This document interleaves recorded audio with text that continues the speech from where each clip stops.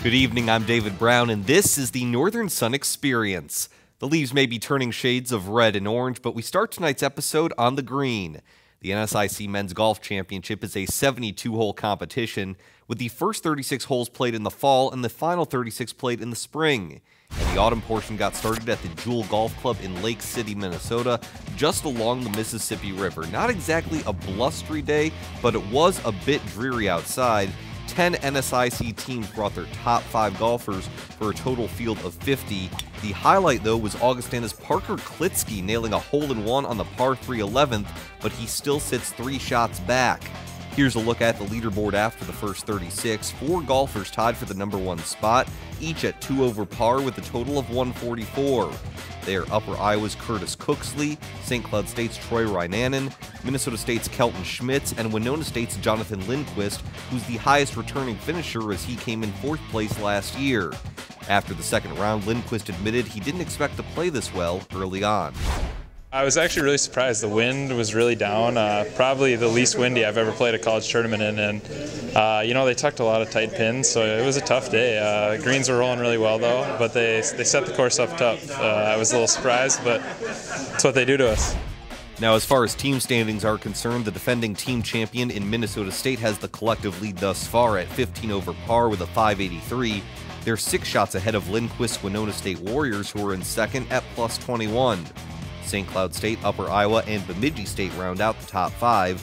The spring portion of the NSIC Golf Championship will take place on April 9th and 10th, 2016 at the Paradise Point Golf Complex in Smithville, Missouri.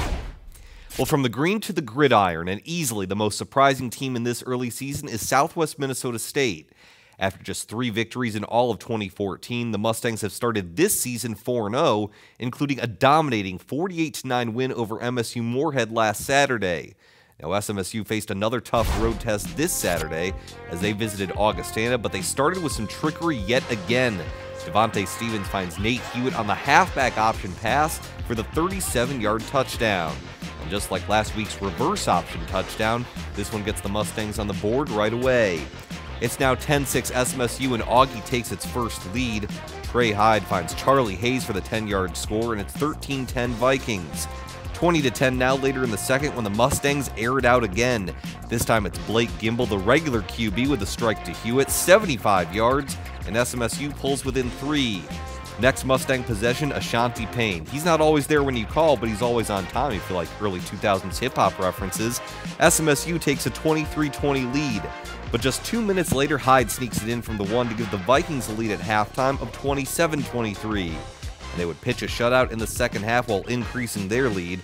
Hyde going deep to Matt Heller, 44-yard touchdown, the first of his 2 on the afternoon, 34-23 Augustana.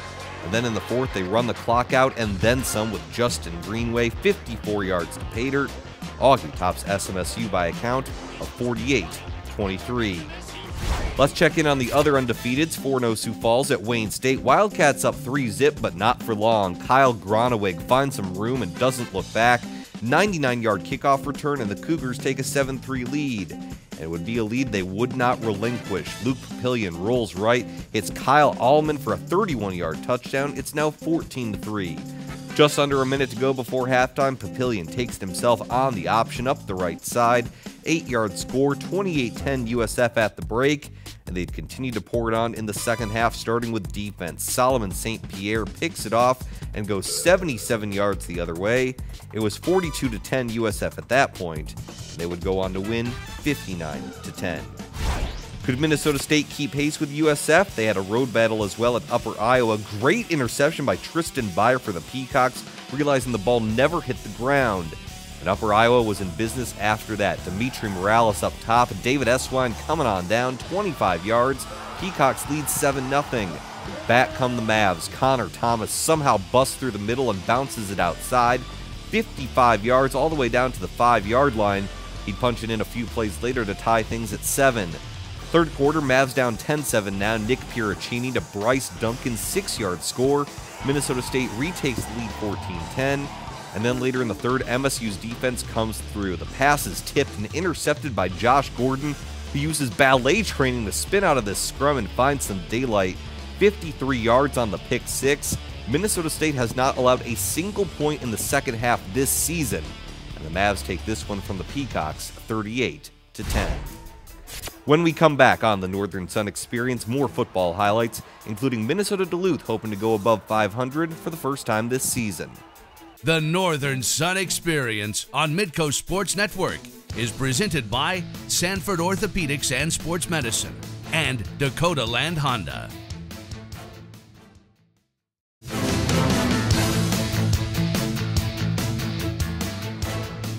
And welcome back to the Northern Sun Experience. Minnesota Duluth faced a brutal first part of the schedule, taking on Sioux Falls and Minnesota State, two top 5 teams within the first 3 weeks. And with 2 losses to those teams by a combined 7 points, the Bulldogs need to run the table to have any shot at the postseason.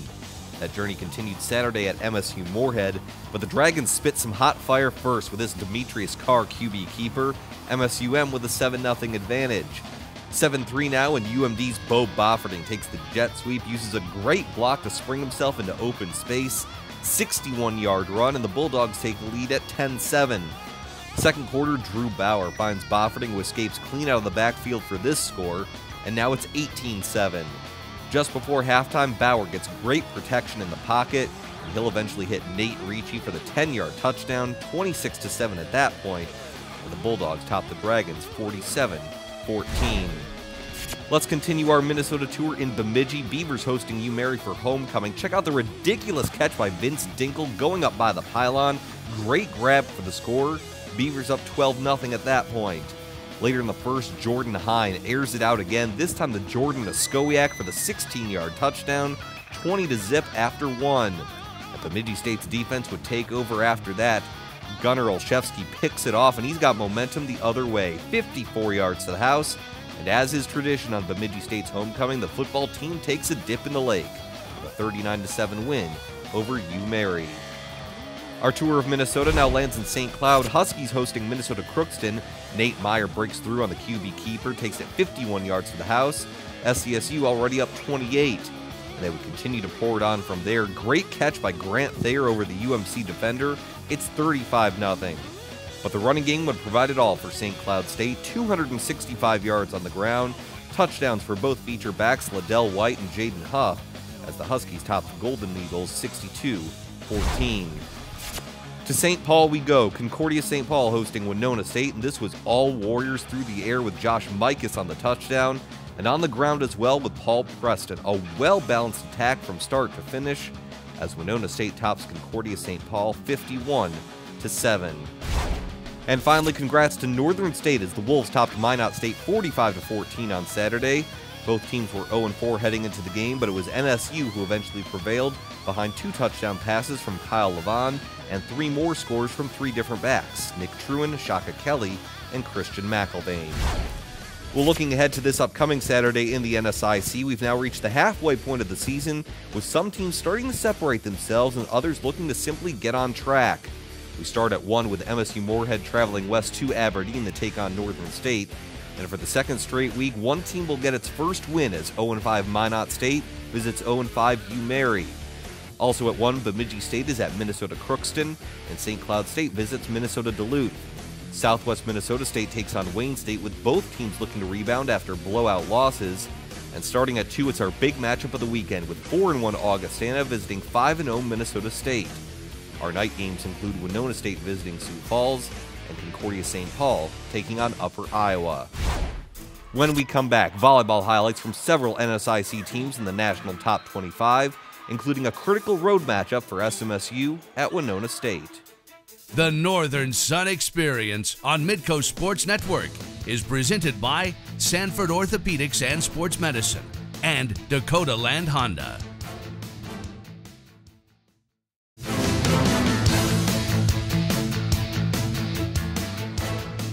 And welcome back to the Northern Sun Experience. Well, all season long, the NSIC has been the queen of the castle when it comes to volleyball conferences. 7 Northern Sun teams are in the top 25, including 5 in just the top 11. That includes number 3 Concordia St. Paul, who started last weekend with a critical contest against upstart and number 19 team in the polls, Augustana. Beautiful setup by Casey Williams to Emma Lang for the right side kill. Back come the Vikings. From the net cam, it's Danny Magza with a kill off the serve. Augie took set 1, but the Golden Bears would fight back. Williams sets up Anna Piaski, who fakes out everyone and goes cross court. And then it's Anna Schlock with the persistence. Concordia St. Paul survives Augustana in 5 with a 3-2 victory. Number 9 Northern State looking to continue its winning ways at Minnesota Crookston. Carrie McGarvey slam is too hot to handle. And then a little bit later, Mandy Karofsky with the hammer. She had 6 kills on the evening. Northern State wins 3-0. They've won 12 consecutive sets dating back to late September. Let's move to Saturday. Number 1 Minnesota Duluth hosting Minot State. Great setup for Taylor Wisbrocker with the kill to increase the Bulldog lead. And if it worked once, why not do it again? Wisbrocker, another kill to the back of the gym. She was the star for UMD on Saturday. She had a career-high 20 kills as Minnesota Duluth sweeps Minot State 3-0. We ended the weekend with another top 25 showdown. Number 5 SMSU at number 25 Winona State. And it's the Warriors' Maria Rage with a block of the net to give Winona State the early lead. Then a little bit of offense from the Warriors as Lauren Kodranowicz gets the kill. But the Mustangs were too tough. Sarah Parker finds a soft spot in the defense, and then it's Aisha Oden with the kill. SMSU takes this one over Winona State, 3-1. One final note from volleyball results. We're going to have highlights on next week's show, but Concordia St. Paul scored a huge victory at number 1 Minnesota Duluth on Tuesday evening with a 3-1 victory. Taking a look at this week's National Volleyball Poll, which was conducted before the Concordia-Minnesota Duluth match, and the top 3 NSIC teams remain unchanged. UMD holds on to the number 1 spot with 27 first-place votes. Concordia St. Paul stays at number 3 with 4 first-place votes. And Southwest Minnesota State remains at number 5. Northern State moves up 1 spot to number 8 and actually received 5 first-place votes. Wolves still undefeated at 15-0 and definitely impressing in the coaches committee. Wayne State moves up 1 spot to number 10. Augustana moves down 1 spot to number 20. While Winona State moves up to number 24, still 7 NSIC teams in the top 25. Let's switch gears to soccer now, and let's give some love to Minot State. The Beavers may not be ranked in the national top 25 just yet, but they are receiving votes in the coaches poll, and they've nearly matched last season's win total already. They faced a tough test on Saturday hosting Winona State, but the Beavers were up for the challenge. Celine Johnson gets in front of the Winona attack to keep the game scoreless, and the Beavers would capitalize later. 45th minute, just before halftime, Ninfa Ramirez knocks it in to give Minot State a 1-0 lead. Second half, Ramirez gets some space and goes top shelf for her second goal of the match. Minot State shuts out Winona State 4-0. Augustana, currently number 20 in the national polls, hosted Minnesota Crookston Sunday. 38th minute, Hannah Kierstead sets up Callie Nordberg out front for the goal, her second of the year, and the Vikings lead 1-0. Second half, 61st minute, Crookston gets the equalizer.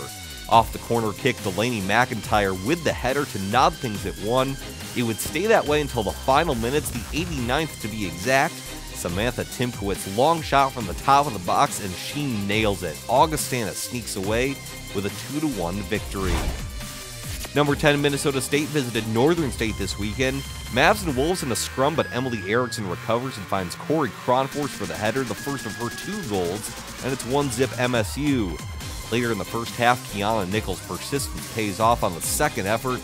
It's 3-0 at that point, and Minnesota State tops Northern State 5-1.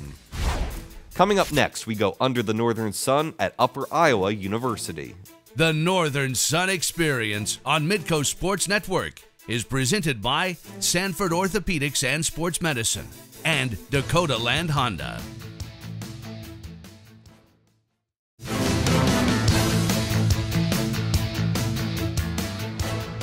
And welcome back to the Northern Sun Experience. It's time to shine the spotlight on one of our member schools with a feature we like to call Under the Northern Sun. Tonight, it's Upper Iowa University in Fayette, Iowa, where student athletes share how the school's environment impacted their college decision. Welcome to Fayette, Iowa, home of Upper Iowa University. Reese and I have both had great experiences here at Upper Iowa, but why don't we let some of the other athletes share their experiences with you.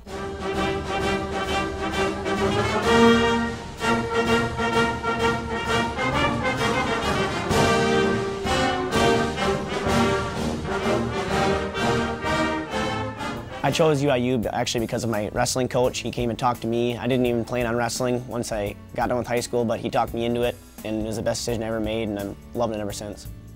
I chose UIU because I'm from a big town in Minnesota, and I toured this small campus, and I just fell in love with it, and I just knew from that point I was meant to be here, and just the tennis team here was super nice when I met them, and I just think it's a great fit.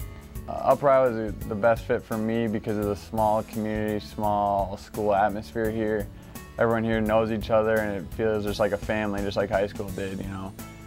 A lot of people are involved in things. You get to know people, go support them, and that's what makes it fun here. It's just the whole family aspect and getting to know each other. I really like the small atmosphere, and I also like the small classes. I feel like because I'm an athlete and when I'm away on the road, it's a lot easier to catch up with my professors, and my professors also know me by my first name and when I'm going to be gone, and it's nice to know that some of them actually email me and say that they're proud to have an athlete like me in their class. To me, being a Peacock is all about the word family. Here at Upper Iowa, you really come here for 4 years, and you just, from day one, you're entered into this Peacock family. And it's not uncommon for athletes like myself to get messages from former alumni just asking how you're doing, how the season's going, and it really creates sort of a family atmosphere for the rest of your life. To be a Peacock, it means to be a part of community. I know here at Upper Iowa we're a small Division II school, so it's nice to be around other student athletes who have the same motivation and drive as you do to compete and excel at what sport you do. One of the great benefits of being a student athlete at Upper Iowa University is that we have the opportunity to be a leader not only on our team, but we have 2 great student athlete organizations here on campus. SAC, our Student Athlete Advisor Committee, and APE, our Athlete Peer Educator. The APE program lets us be mentors to the freshman student athletes that come in. We take student athletes that are different from our sport, and we help them transition into college, and we're pretty much there for whatever they need. And being on a small campus, it feels like a close-knit family. All the athletes know one another, so we're really supportive of each other, so we'll find each other at all the sporting events and be really supportive in that way. With 40% of Upper Iowa's campus being student athletes, it's important that we go to all the sporting events and support our fellow Peacocks during competition. You know, it really helps them perform at a higher level, and it makes for a great experience on game day. And we also get a lot of support from the professors as well. They know our travel schedules ahead of time, so it helps to make up homework beforehand, make up tests before after we get back from trips, so they're really supportive in that way too. Along with the great academic support at Upper Iowa, we have great lodging, travel experiences, you know, equipment from our coaches, facilities that help make it a Division I feel. In addition to the great experiences here as student athletes, our facilities always allow us to compete at the highest level. Our new weight room training facilities ensure that we're always performing at our peak. And our athletic venues always accommodate the entire city of Fayette to come cheer us on. I hope that you've enjoyed hearing about Upper Iowa University. Go Peacocks!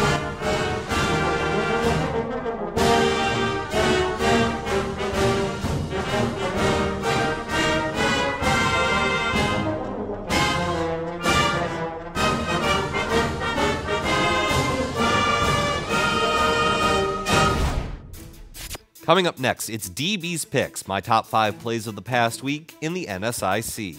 The Northern Sun Experience on Midco Sports Network is presented by Sanford Orthopedics and Sports Medicine and Dakota Land Honda.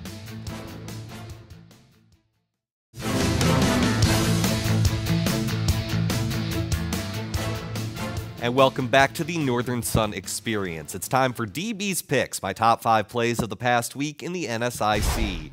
At number 5, we head to Minot, where Ninfa Ramirez goes top shelf better than most NHL players you see today. She finds the top left corner for the goal against Winona State. Here it is again, Ramirez gets some open space, does a great job sizing up the Warriors' goalie and firing. Minot State tops Winona State 4-0, and Ramirez tops the list of my top 5. For number 4, we go to Upper Iowa, where some heads-up thinking from Tristan Beyer resulted in the ball not hitting the ground for the interception. Check it out in slow motion. You can see after the tip, the ball lands on the Minnesota State receiver, but Beyer grabs it just before it hits the grass. That set the Peacocks up for an early lead against the Mavs, and while they didn't hang on for the victory, Fire hangs on for play number 4. At number 3, it's another highlight reel catch from a Bemidji State receiver.